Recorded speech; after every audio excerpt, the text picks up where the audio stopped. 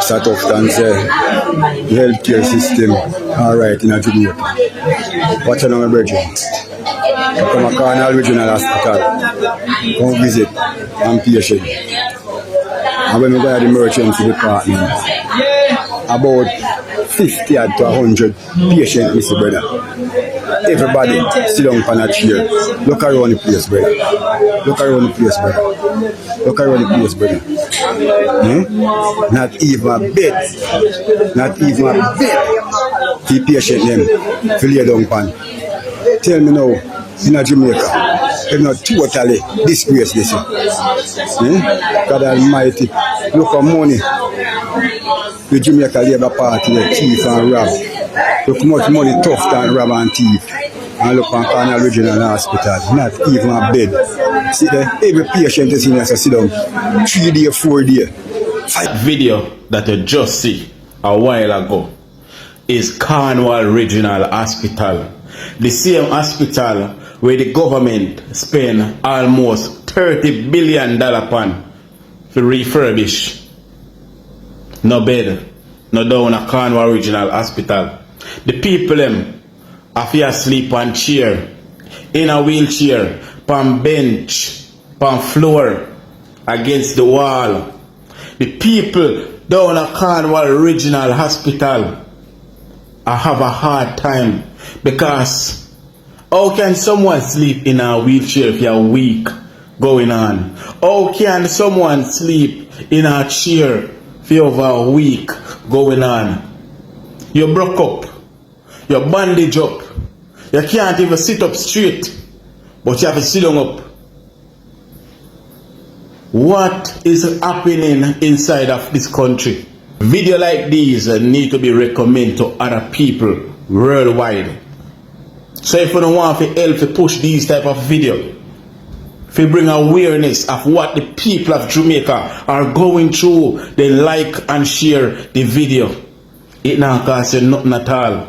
Let us spread the good words and let people see what is going on inside of this country. What's up guys, welcome back to my YouTube channel.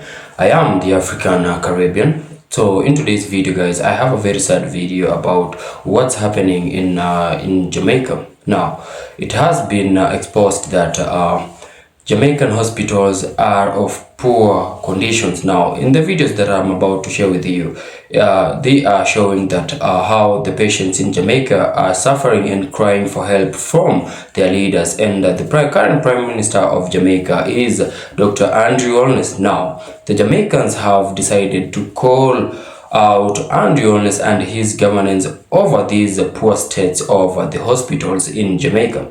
We've seen a lot of people lose their loved ones. Others are crying out for help.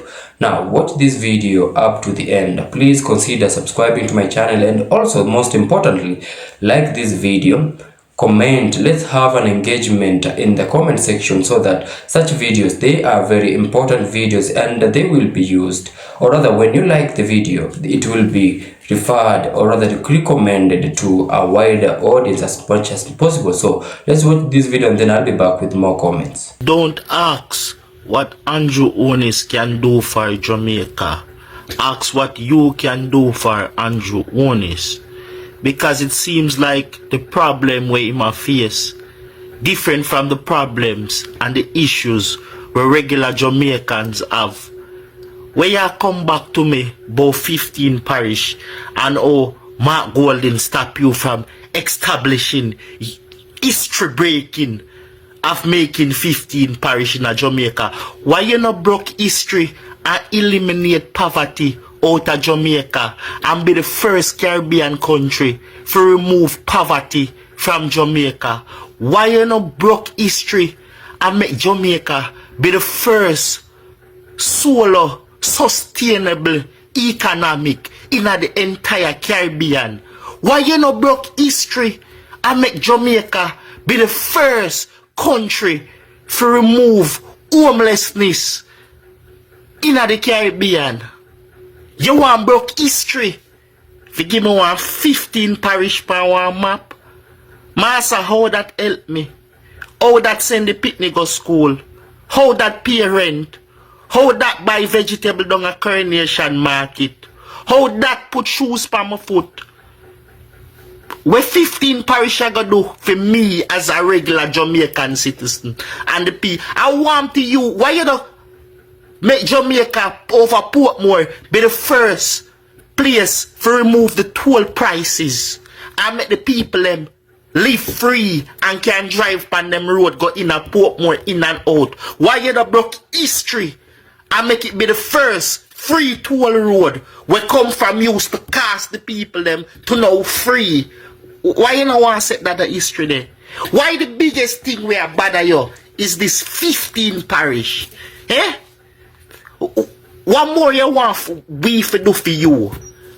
It's so like you ask me to do more for you than more than what you fear do for the people. What more you want we Jamaicans to do for you, Andrew Honest, and this 15 parish? Man, move from here so with this. One up, man. I'll show you up tough, then. Okay. Carnival Regional Hospital, this is my brother. 1 week, that's straight now, my brother, my people playing around, still not to one bed, you know. Everybody has to sit down in a wheelchair, move in a wheelchair, sit down in a chair. What's your brother? The health system gone to Jamaica, not even a bed. The people then can't down the man.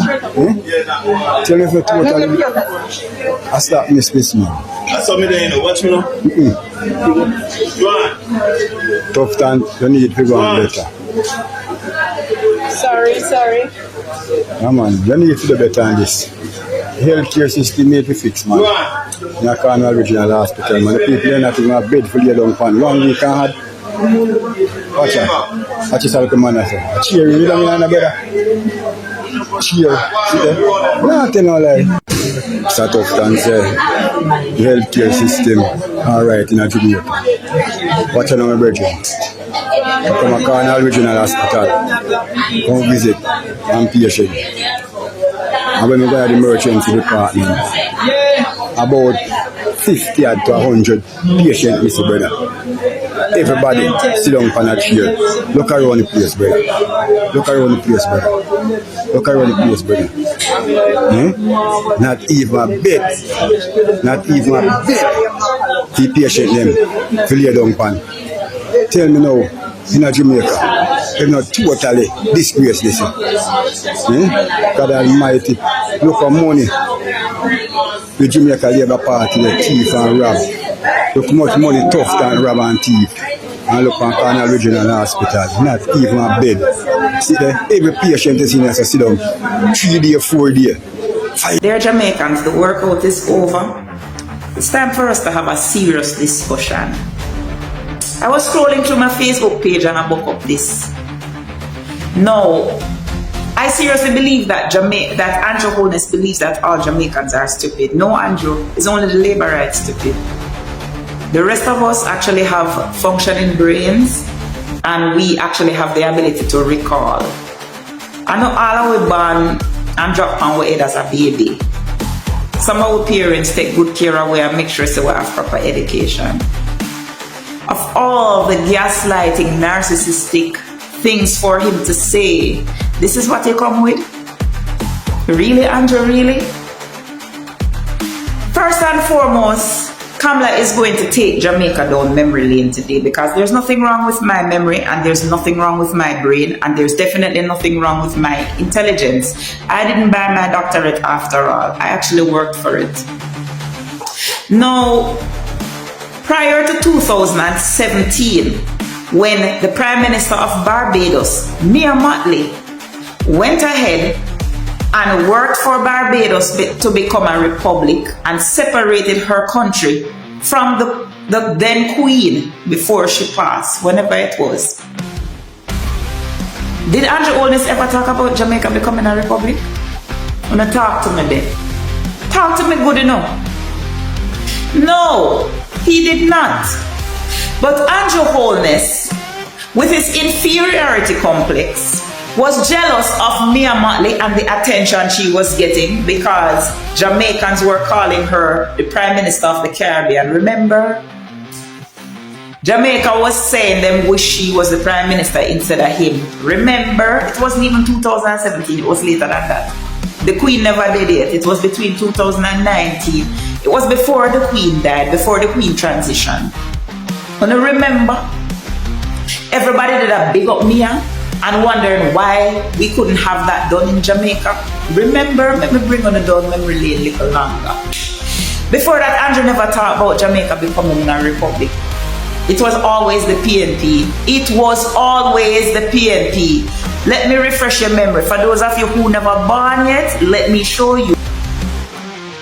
This was as far back as 2003 when this article was written, right? That the Prime Minister at the time, PJ Patterson, said that he intends for Jamaica to become a republic before he leave office. And who blocked him?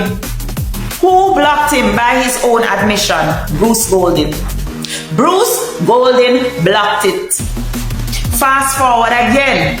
Hold on, let's stick a pin. I'm not done yet. Who is this in 2012? And realize I'm not even drawing for Jamaica media. I draw for BBC to show PJ Patterson. I'm a draw for Guardian to show Portia. Because when those two prime ministers published it, it made UK news because they were concerned. Right? Portia Simpson Miller in 2012 vowed that Jamaica would become a republic during her tenure. And who blocked her? Who blocked her? Who was the opposition leader at the time who blocked Portia every chance in get? Make me refresh the memory some more. Wanna remember this? The undated resignation letter that the then leader of opposition, Andrew Holness, had his opposition senators sign. Were they signed? Why did he have these drafted? Should in case they decide to go against him and vote for Jamaica to become a republic, while Portia Simpson Miller was the Prime Minister of Jamaica. This is why he had them sign it.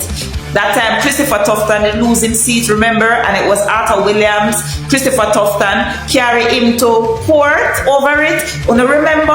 Make I refresh in the memory. So, for Andrew Holness to tell a blatant lie, it's a blatant lie, like this, and say that the PNP is hindering the progress for Jamaica to become a republic. He's gaslighting you because he can't gaslight me, because I know the truth. But he's trying to bend the truth to save himself the disgrace. Because really and truly, come on now, how does it make sense for Jamaica to become a republic and still hold on to the Privy Council? Andrew Holness has no intention of Jamaica to become a republic. And if Andrew Holness is supposed to lose the election tomorrow and PNP win and we decide to go and push ahead for Jamaica to become a republic, Andrew Holness is going to block it at every chance he'll get. Because before Siaga did, Andrew Holness promised him, said Jamaica will always be led by the UK. That's why I'm hurry up and go get him PC. That's why he was so proud to go and get his PC. To be a part of the King's Council. Remember? You know, go and make Andrew take on a fee idiot here. Andrew can't take me for idiot. I thank you. Have yourself a great day. There are some pictures that show the moles growth in the ceilings, and there are some pictures that show what is known as a petri dish, those round dishes that actually show the different colonies of the mold. And you can see that these are visual depictions of high levels of phosphorus in the areas that were swamped. And the averages are way out of what would have been expected. Patients cannot be seen and treated in these areas. There are a lot of issues that come with mold inhalation, and the staff are at serious risk. And anyone who has worked at Cornwall Regional can tell you that working in a mold-infested environment does cause respiratory problems. You just feel sick all the time, and it may aggravate some chronic diseases. So we're putting patients and staff at risk while this cover-up is going on. Remember that this was a report that was handed over to the team at the Ministry of Health from as far back as November last year. I say all of this to say simply that the current administration cannot be trusted any longer to manage the affairs of the Jamaicans and their healthcare system. Healthcare system in Jamaica is in shambles. The care our next hospital. I'm things that a part of slack. See there, walk, collect it. See that, never reach it yet. See that, turn a lie me out there. See that, beg me up here, beg this. 35,000. We have to chomp up the money. The whole family are because we not live bad. I chomp it up. And get a ambulance to move her. Give me. See that? See that what we are doing. See what we have been doing. A family that stand together, she can never be a corpse in them hospital. Never in the name of Jesus. When I go there last night, the toll was so dark. Me have some how them drive on the toll. Oh, then there's no light. It's dark. What kind of driving? Man can drive in the darkness. Mr. Tufton, back so please. Please, sir, me are begging you, please. Looking at the health department, them, the hospital, them need help, sir. We called her, and we asked her if she could get my dad a bedpan, a urinal. Them not have none. And she talked about, this is early in the morning, the lady talking about what she's going to eat for lunch. So we have all these people in here, doctor, nurse assistant, they're all having a good conversation, laughing, talking. Other people coming in. I remember an older lady had a stroke and she came in next to my dad, and oh my God, the family was so upset because they weren't even treating it like an emergency. The woman was having, her right side of her face was just droopy, not opening her eyes.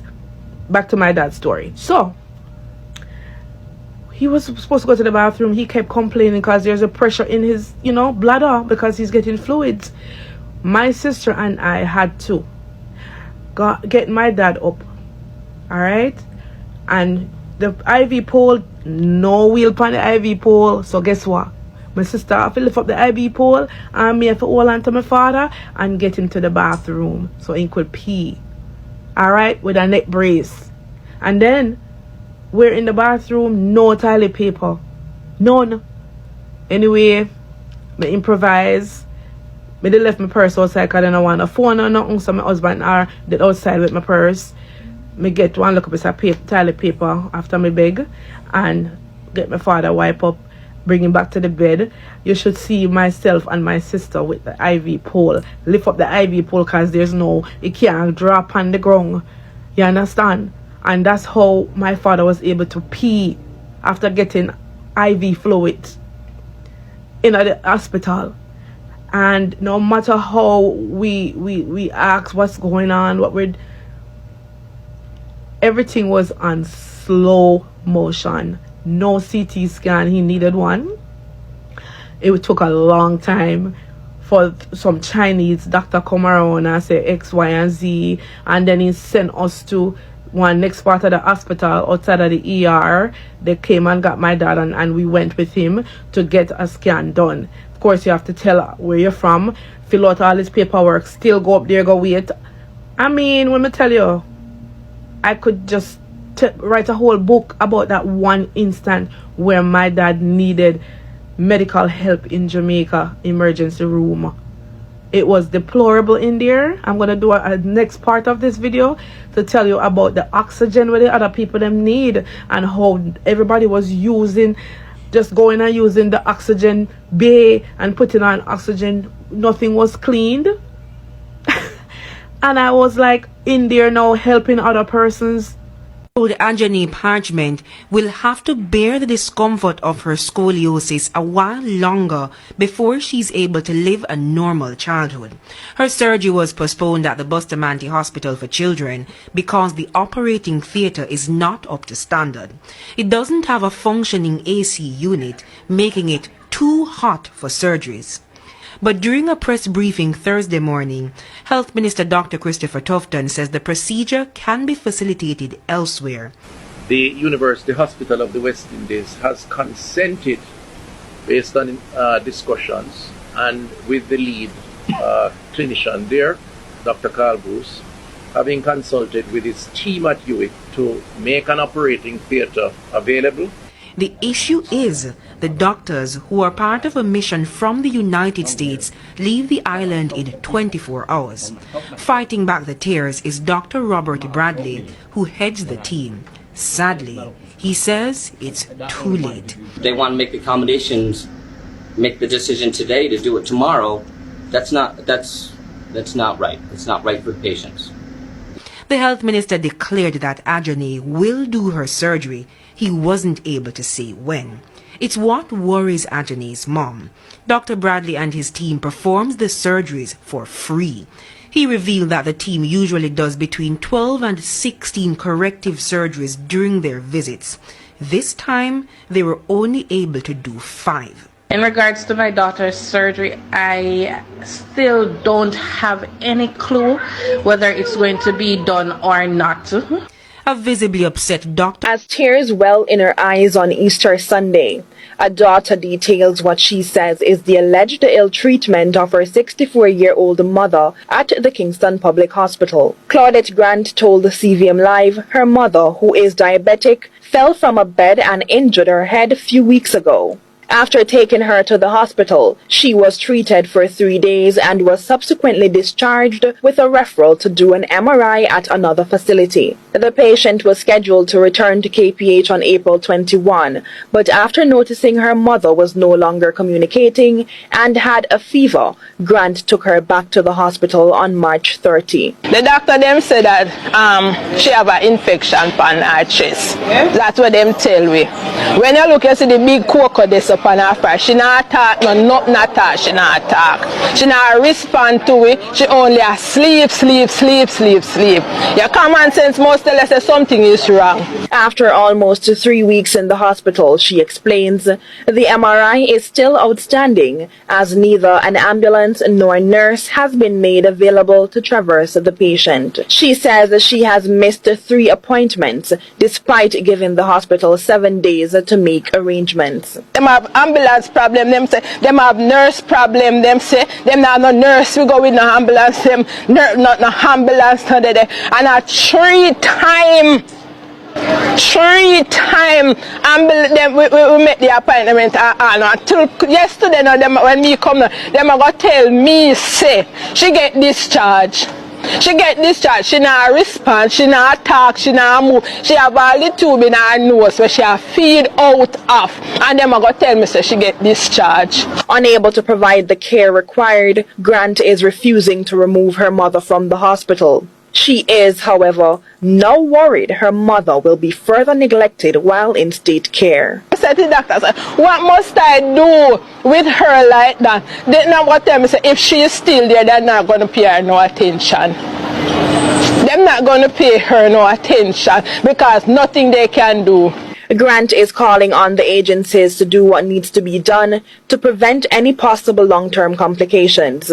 CVM Live reached out to KPH to get a comment, but was told no one is available to respond. We also reached out to the Minister of Health and Wellness, Dr. Christopher Tufton, and was unsuccessful. There are strong calls this evening from the Police Federation for protocols at public hospitals for members of the security forces. Romarda Lyons has that story. Imagine a member of the security forces at a hospital, bleeding on a bench, waiting unendingly for medical attention. They don't only rush civilians to hospital. In many cases, officers are being rushed to the facilities for treatment, sometimes urgently after bizarre encounters with criminals. It's a reality highlighted by the Police Federation and why the chairman sent this message to the government. Put the protocols in place for our policemen and women. Protocols at public hospitals.